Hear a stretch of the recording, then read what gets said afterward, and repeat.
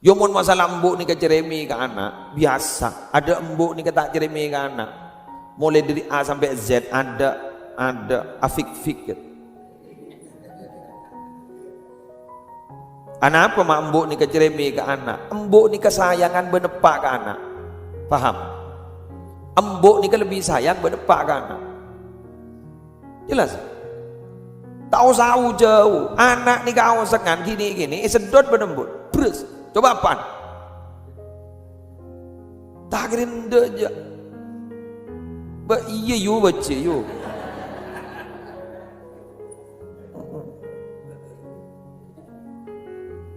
Kita tekas ben you. Salah sak bahasaan. Baca.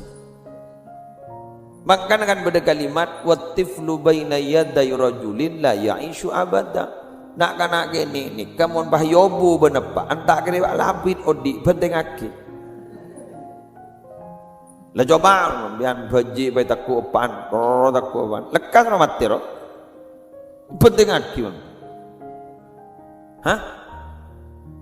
Menembuk ni kan ten menembuk ni kemagilan nangis. Ki ba aku nembuk sudah dut.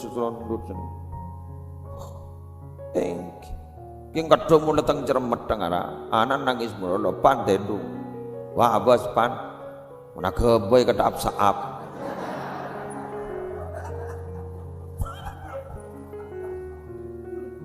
keboy kata absaap, oh serah,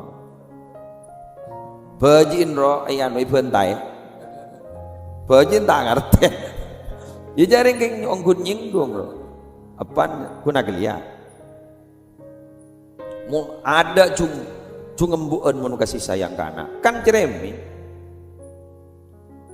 sayang ronggun kikir sayang tak noro aten dan menembu makilah pango ceper menono kru tak noro aten dan kun bibir dong mari kikir mitai pese taringi beli jom buat dok ngerti aki dikit jong ngedek gembun kan kikir apa entai pese beri roh.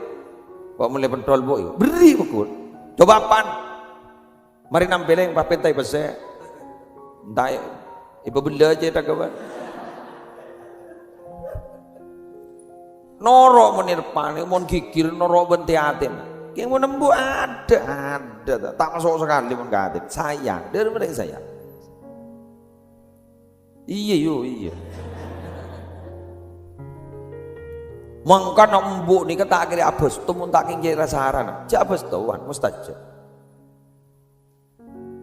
karena jod embuk ni luar biasa tanggung jawab luar biasa thank you manggil dari kapieki jong embuk